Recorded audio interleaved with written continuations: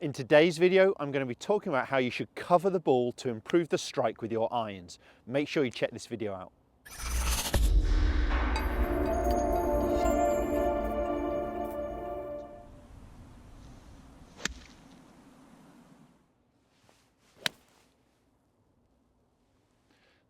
Welcome back to the TruGolf Academy. You've joined me, Jon Watts, today at Branston Golf and Country Club. Today's video is going to be talking about covering the golf ball. So we're talking here about maintaining your spine angle to really improve your contact and really focusing on the irons. But in this video, I am also going to discuss the differences between the irons and then the woods, as I know that's a question I would get as a follow-up to this video. So I'm going to talk about the change when we're perhaps putting that ball off a tee and actually using a driver. So covering the golf ball, what does that mean? Well, it could mean different things to different golfers. So for me, it's about maintaining our spine angle that we're starting with at setup, or what we see with a lot of elite golfers is they're actually increasing their spine angle, so they're moving this way towards the ball.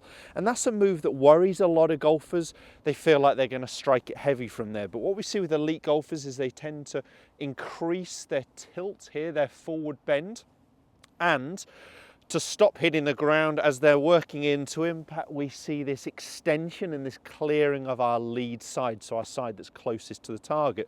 What do we see with most average amateur golfers is in the downswing, we see a change of posture where they're actually standing up and out of posture. Their backside moves forwards towards the ball, their spine angle is straightening in this early extension movement that we call it. So we tend to see a loss of posture.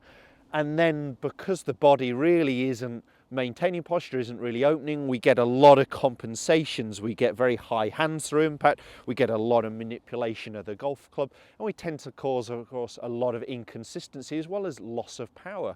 So what we see with the elite golfers on the downswing is the opposite, is we tend to see that they're maintaining or increasing spine angle, effectively going towards the ground. So keeping their backside on the line there and increasing their forward bend. And that really helps them cover the golf ball. But the other thing that covering the golf ball could mean is where we are in relation to that golf ball from this face-on angle. We do not want to be behind the golf ball. From this position, I'm more likely to be striking the ground first. And of course, we don't want to be sliding way ahead of the golf ball. So by the time we strike the golf ball, we want to feel like our center is pretty much over the top of the golf ball with an iron in our hands. So covering the golf ball for me would be maintaining our spine angle and recentering my body from this face-on angle here where I'm over the top of the golf ball. And again, I'll talk about the difference here when we work into a driver, a wood instead, and how that changes. For me, it's probably the setup that's really affected how we are at impact there, but let me get into that. So the first part, in terms of maintaining or increasing spine angle, if you watch a lot of golf on the telly, I'm sure you'll have seen Justin Rose with a very exaggerated rehearsal.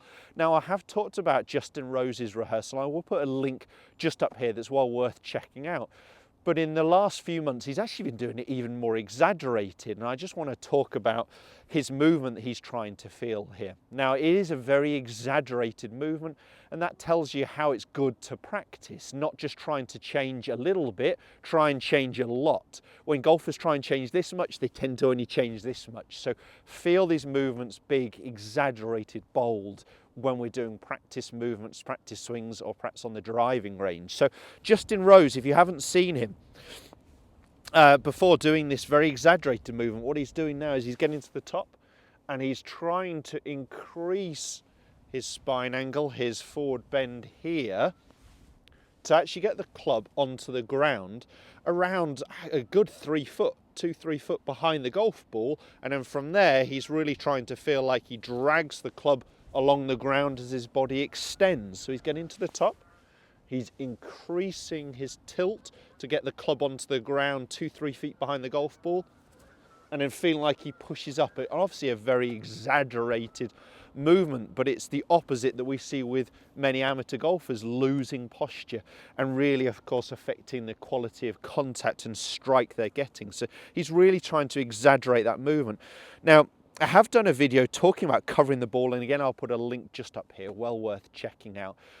But the number one exercise I feel, or I get a lot of pupils to do on the driving range to help them get this feeling, is what I would class as a grip down and hover drill. So we set up to the golf ball with a mid-iron, and then what I'm going to do is slide the club through my hands, so I'm a good 3 inches or so down the handle. Rather than moving closer to the ball, I'm going to stay where I am. That means the club is a good 3 inches above the ground level, and as I view it, the ball is going to be nearer the toe of the golf club. And what I'm going to do is make a normal backswing. On the downswing, I'm trying to feel like I actually move towards the golf ball in a bowing movement.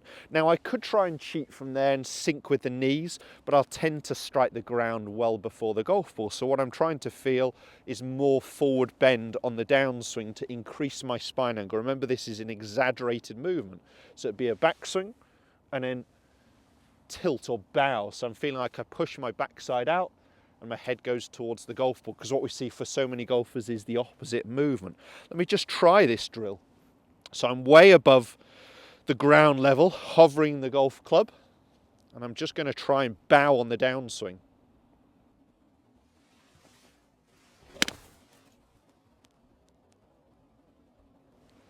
So I actually struck that really well. Definitely took a divot there. Obviously we're in pretty soft conditions at the minute, but got the divot contact after the golf ball. More importantly, I really felt like I finished in this position. I wouldn't expect you to hit the ball very far. I've probably hit that around 100 yards, but really we don't need to try and advance the golf ball very far at all when we're doing that exercise. It's more for the contact, trying to feel that we can bow, and you'll feel in quite a restricted finish position because we're actually exaggerating that movement. We're trying to go this way with our spine angle rather than this way. So the other thing I'd like to see from a covering the ball aspect, as I said, and I'd encourage you to look at this on video, and this angle is fantastic for that, is where our center is in relation to the golf ball. So we're trying to make swings where we get over to the top of the golf ball. And really for me, to combine those two parts, the best exercise would just be popping a club across your shoulders, something you'll probably see me have done before.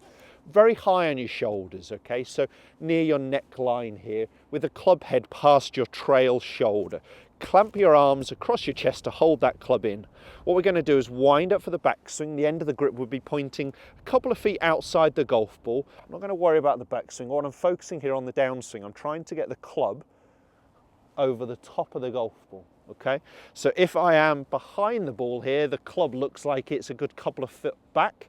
To try and get that ball or the club over the top of the ball, I feel like I'm much more on top of it, and I'm also having to increase or maintain my spine angle. If I move upwards here, I won't get the club anywhere near the ball. So if I move a little bit more down line, club across shoulders, wind up for the backswing.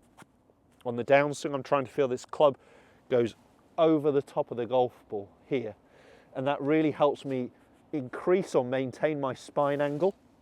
And from a face-on point of view, as I said, to try and get that club over the top of the golf ball here, I'm feeling like I'm very centered over the top of the ball, not behind it, not getting too far in front of it. So it's a fantastic exercise.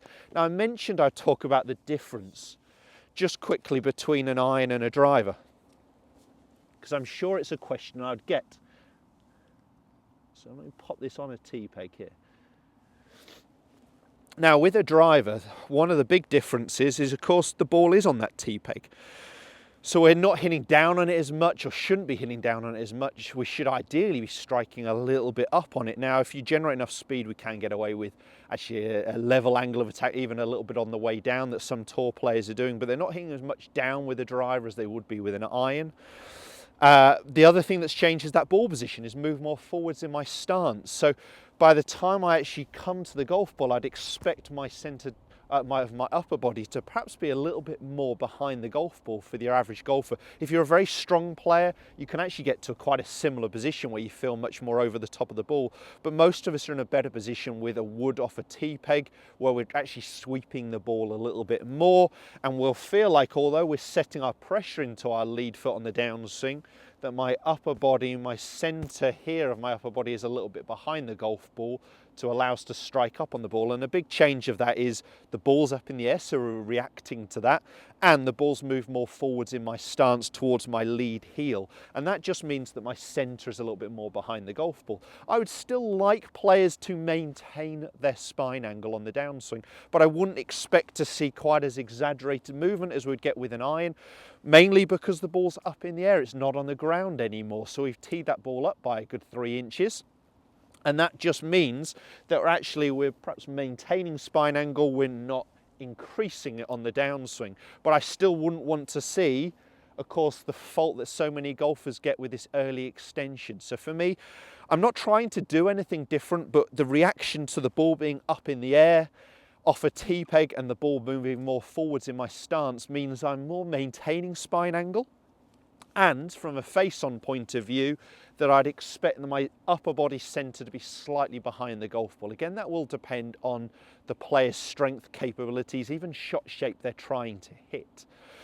So there's a number of things that would affect that, but we'd definitely expect with an iron, especially a mid-iron, being more central in my stance than I'm more over the top of the ball. As that ball moves more forwards, I'd expect my centre of my upper body to be slightly behind it. That does not mean I'm leaning away from the target or not getting enough pressure towards my lead leg. That would not help at all.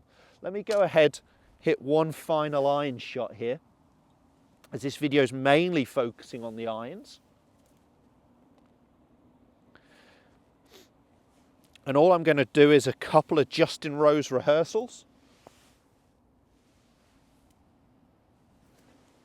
Really trying to get that feeling, of course, that I'm increasing my spine angle rather than losing it on the downswing.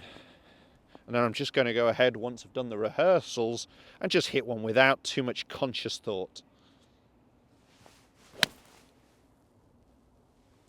So ball, divot, strike, felt good quality contact. Felt like I was covering the golf ball, but when it's over so quickly, it's a sensation. It's not something you'll know or be aware of, perhaps without some video evidence to look back on. But exaggerating those feelings in practice swings, practice movements on the driving range is really going to help you if you're somewhere who's losing posture on the downswing that so many golfers are doing. If this video has helped, it's an issue a lot of golfers have, make sure to hit thumbs up. Do put some comments below. It's great to hear your feedback, any questions that you have, and make sure you subscribe to my channel. It's the best way to stay in touch, and make sure you're viewing those 2 videos at least a week, instructional videos. If you hit the little bell icon, it notifies you every time a new video goes live.